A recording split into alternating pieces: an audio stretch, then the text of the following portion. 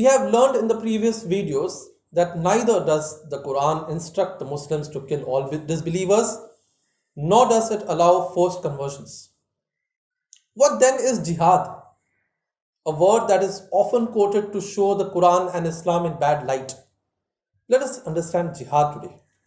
Jihad means to exert one's utmost endeavor in furthering a cause. This is the dictionary meaning of jihad, to exert one's utmost endeavor in furthering a cause. Anyone who exhausts all his time, money, effort, skills, and resources in pursuing anything, he engages in jihad.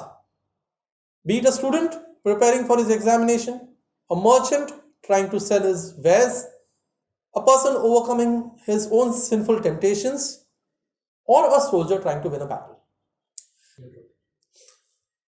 The jihad referred to in Islamic literature, the Quran and the Hadith, is jihad fi sabilillah. This is a terminology which means jihad in the way of God. That is, to exert one's utmost endeavor in furthering the cause of God, to further the cause of Islam, submission to God's will. This can be by means of speech, it can be by means of writing, seminars, symposia, legislation, litigations, diplomatic channels, and if required, with arms. The motive of the mujahideen are those who engage in jihad. The motive of the mujahideen in all these would be to establish peace and justice. Whether it is by speech, by writing, by seminars, by symposia, by litigation, by legislation, by diplomatic channels, or if required, an armed struggle, the motive in each of these cases would be nothing other than to establish peace and justice, with no ulterior motive or vested interest attached. Yes, Muslim armies did conquer large swathes of land, but that was not to convert people to Islam. That was to overthrow cruel regimes and allow the people of those lands to breathe in the air of liberty, equality, fraternity, and justice.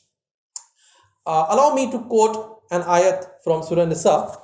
The 75th ayat of Surah Nisa says,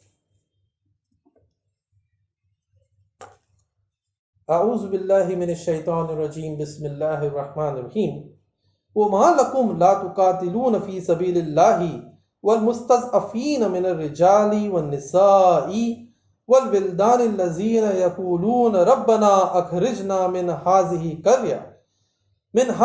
قرية الظالمين أهلها واجعل لنا من لدنك وليا واجعل لنا من لدنك نصيرا. What this means is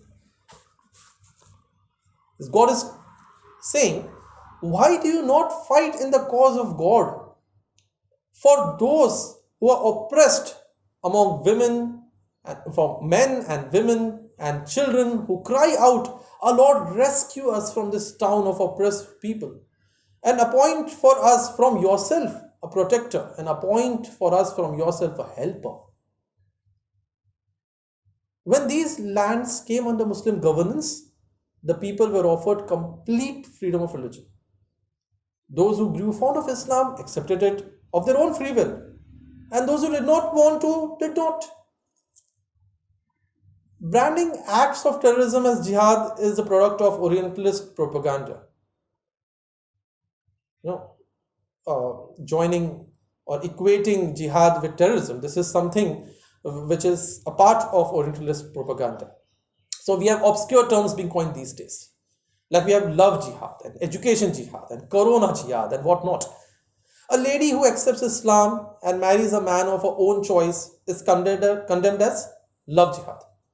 Muslims pursuing education is called education jihad. And Muslims falling prey to COVID-19 pandemic have been derided as corona jihad.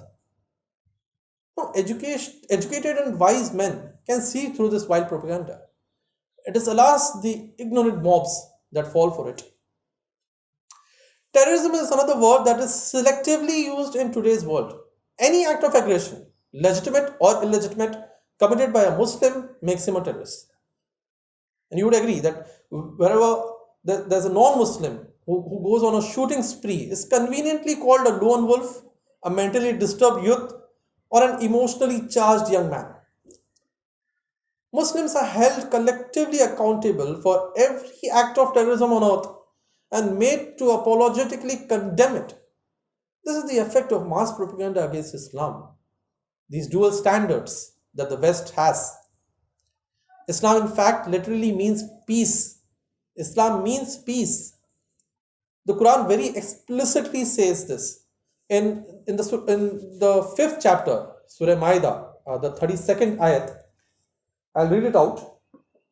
God says, أعوذ بالله من الشيطان الرجيم بسم الله الرحمن الرحيم من قتل نفسا بغير نفس أو فساد في الأرض فكأنما قتل الناس جميعا ومن أحياها فكأنما أحيا الناس جميعا. What does this mean? God is saying that he who kills a single person, it is as if he has killed the entire mankind. And he who saves a single life, it is as if he has saved the life of the entire mankind. Terrorism has no place in Islam. I'm making a very categorical statement. Terrorism has no place in Islam.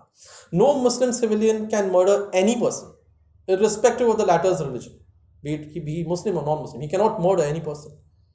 It is only the court of law that reserves the authority to sentence a convict to death.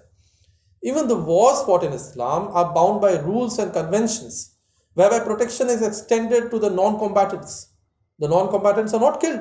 The women, the elderly, the children, even the priests of all religions, they are not killed. Their places of worship and even their crops and cattle, they are not damaged.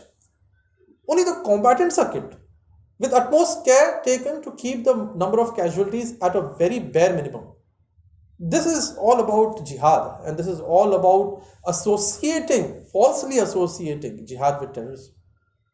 This is the reason why I have been saying that it is very important for us to know the truth from authentic sources. And we should never allow decisive forces to plant the seeds of enmity and distrust amongst us. Thank you.